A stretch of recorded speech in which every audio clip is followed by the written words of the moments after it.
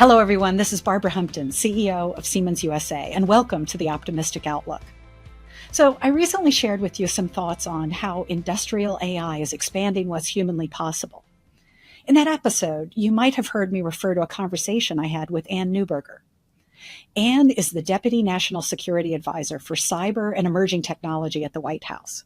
And I had the privilege of joining Anne on stage at a tech policy event in Washington, D.C. called The Intersect.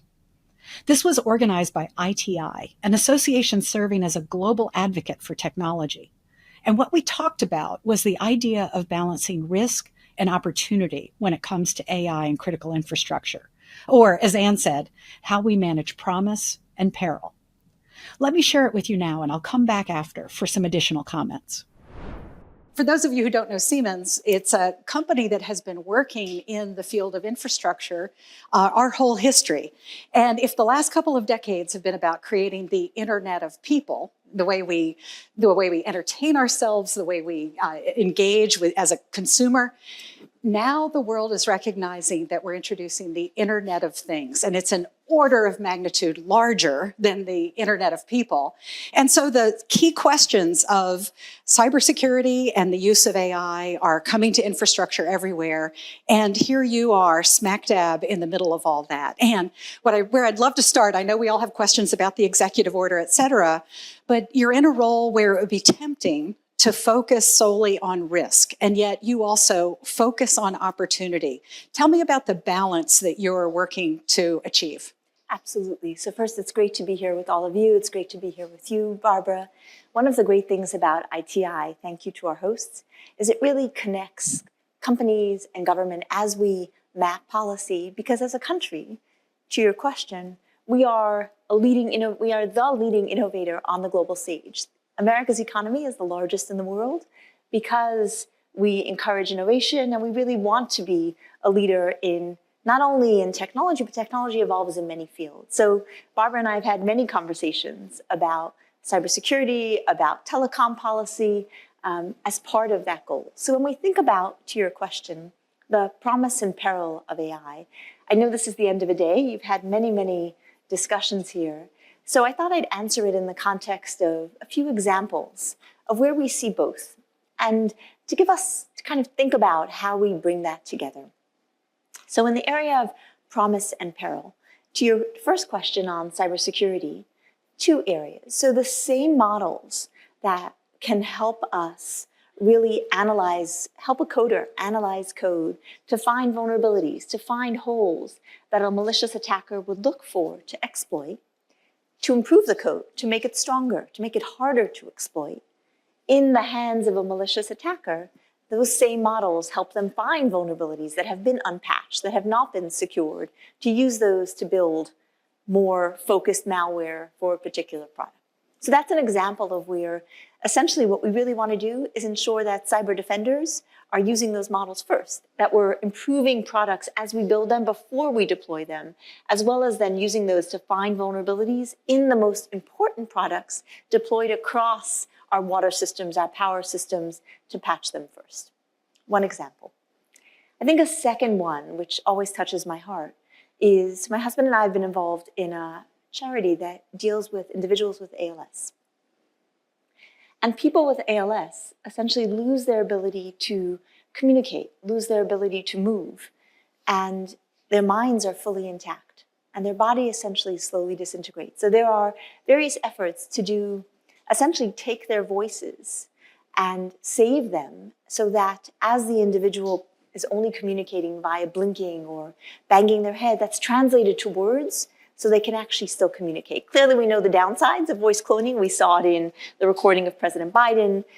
We see the risks of somebody sounding like a grandchild, calling a grandparent, saying they're in trouble. Why are the funds here? So clearly in the hands of fraudsters, that's a real concern.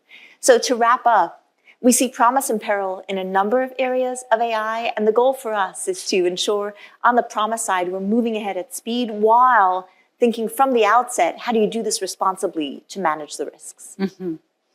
Yeah, fascinating. And we are living in a world where that promise and peril go hand in hand.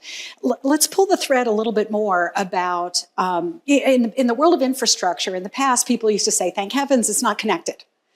But we recognize that there are threats to infrastructure, connected or not. And in fact, it might be that connecting and actually using the tools available to us today could strengthen our infrastructure. Your thoughts? I couldn't agree more. Just about 6 weeks ago, we dealt with the Iranian government hacking connected water systems. So water systems that were connected to the internet. And they were able to have an impact on those water systems because they used the default password of 1111. It barely deserves to be called a cyber attack. And they affected water systems across 16 states. So to your point, those systems were likely not designed to be connected to the internet, but over time, it was a way to download information. Perhaps it was a way for an administrator to also get his or her email as they did their job. So security has to look at where products are used today and ensure that we can secure them appropriately. And then I have a question for you. As we build new, we have to recognize that autonomous devices will be connected to the internet. Think the infrastructure that we have, our electricity infrastructure. It has components which ideally could beacon their health, for example, after a major flood. So as people seek to bring infrastructure back online, they can see which lines are down. They can see which lines should be optimized for maintenance. So in an ideal world, we want that infrastructure to be connected to the internet, but in a way that's secure, in a way that's predictable, and in a way where we can ensure it's protected from malicious attackers. So in line with that, Siemens builds out so much connected infrastructure, connected factories, more broadly. How do you think about these new risks as new products are built, as well as you think about the broader infrastructure that you maintain? Yeah, actually, thank you for asking, because this is one of the most creative spaces anyone can work in today.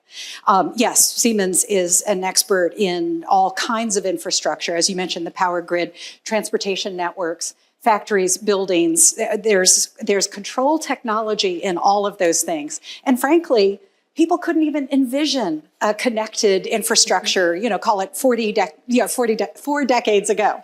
So the idea of the way things were designed previously was fundamentally different. Here we live today in a world where we're able to put these tools to use. We have a research and development department that is constantly scanning the environment. We know that the value we can bring today is bringing the real and the digital worlds together across all of this built infrastructure. Now, since 1970, researchers have been working with technologies like artificial intelligence. Fantastic. The key question is, how do we apply all these new technologies to the world that we live in? And we've been speaking in terms of industrial AI. Instead of using general AI on all of the internet, we can create trusted data sets using, say, utilities or using a manufacturer's own data. Imagine a world in which you actually do have sensors on all of your equipment. You're producing so much information, you simply can't process it all. But now with AI, we can.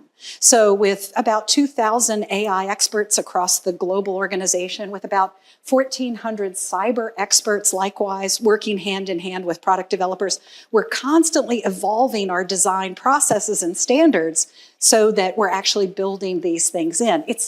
The concept is technology with purpose, making sure that we're using our best imagination to imagine both the upside we're trying to achieve, as well as the potential unintended downsides and how to best build protection.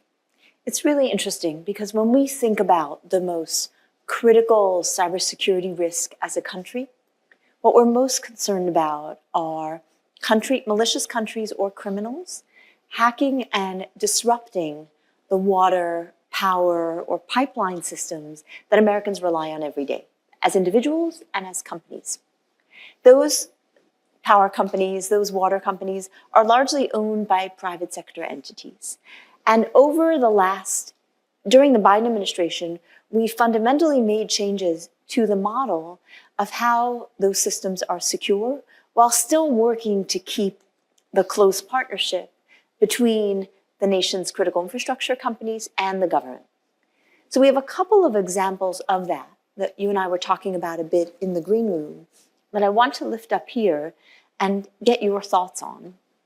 So the first was, we're one of the last countries in the world to put in place minimum cybersecurity standards for pipelines, for water systems, to prevent the kind of thing I described, where a foreign government could hack into a water system merely by identifying and trying default passwords. And I'll note that what was interesting was there were 16 systems, if I recall correctly, that were hacked. All of those had the default passwords. Additional systems that didn't weren't successfully hacked. So it just goes to show those basics, which don't cost a lot, which don't cost much money.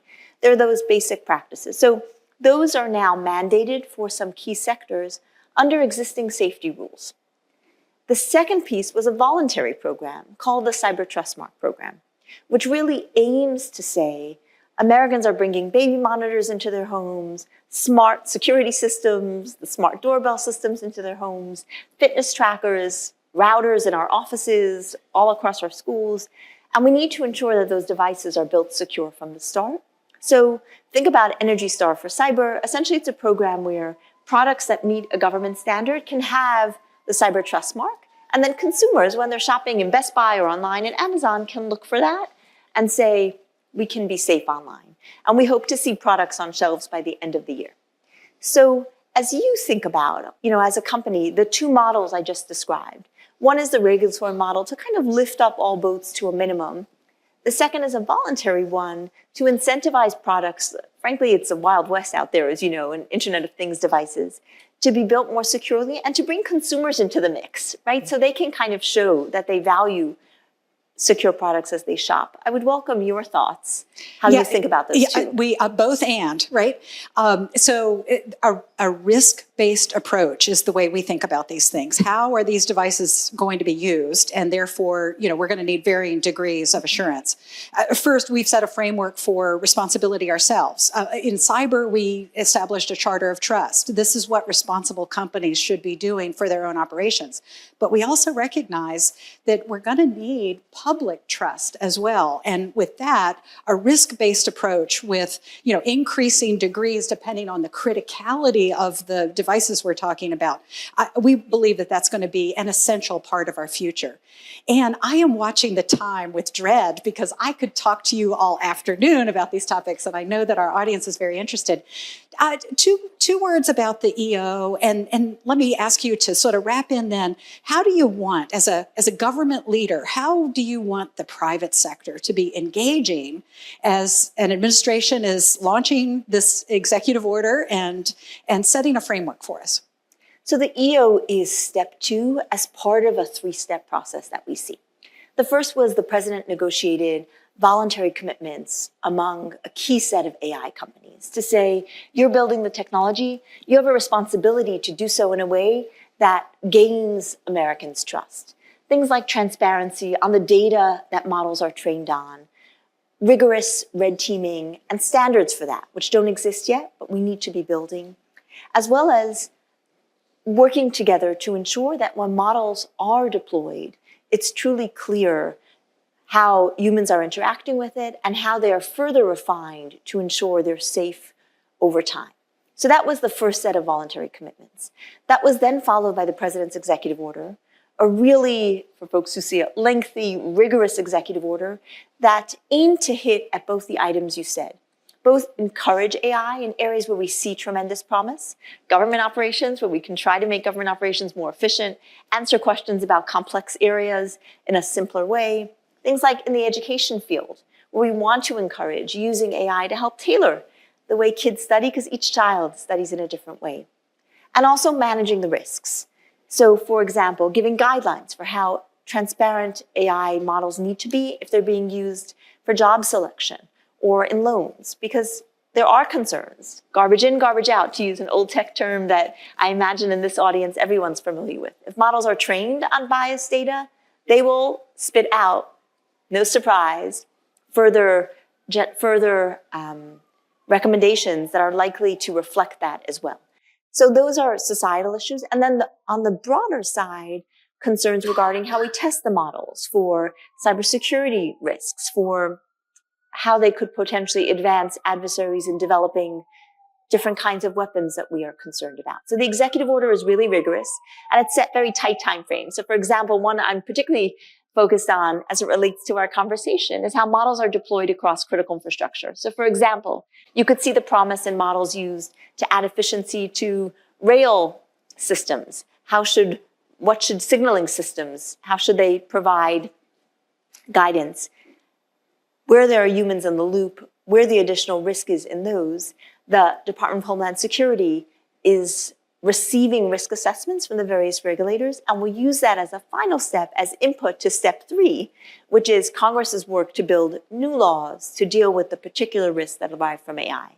So first, the company's voluntary commitments, their steps they need to be taking. The second, work we can do within current law. And then the third, where new laws are needed. And I think as we close the call, it's really a call to action to say that as we bring the promise of AI in so many areas, that there's a partnership between the private sector and government, something ITI really focuses on, so that we're working together. So for example, the new NIST AI Safety Center that the Department of Commerce is standing up, a new leader was announced, is working to define standards for red teaming. Clearly, we need companies sharing what they learn as they red team so that that is put in place to make that testing as rigorous as it needs to be, given the important ways in which we will see AI deployed across our economy and across our society. Well, we are in the midst of this change now, and it's real. And can I just say at Siemens, we're so proud of the members of the administration who've put these first 2 steps in, and we're working closely supporting the efforts of Leader Schumer as he is drawing in the private sector to help shape that future legislation that will be that 3rd step. These are remarkable times, and thankfully we have remarkable leaders like you, Anne Neuberger. Thank you so much. Thank you. I appreciate all the work we do together. Thank you all for listening and for your time. So on one hand, AI, in combination with more connected critical infrastructure, makes these systems more vulnerable to bad actors. And yes, cyber attacks are increasing. On the other hand, though, connected infrastructure brings transparency into operations. It can help the people managing it to better detect bad actors. And yes, AI can be used as a weapon. But it also can help us defend ourselves from cyber attacks and help us increase resiliency. Purpose. The idea of applying technology with purpose, it's paramount as we go forward. Let's move quickly to bring society the benefits, but let's also work together to manage risks so that we can maximize AI's promise. Let me now ask, what do you think? I'm eager to know. Head over to my LinkedIn page or send me questions, ideas, and feedback. While you're there, subscribe to the Optimistic Outlook LinkedIn newsletter. And you can always email us at optimist.us@siemens.com. Thanks, as always, for listening to the podcast. Please follow us on social media and on your favorite podcasting platform. Thank you for tuning in.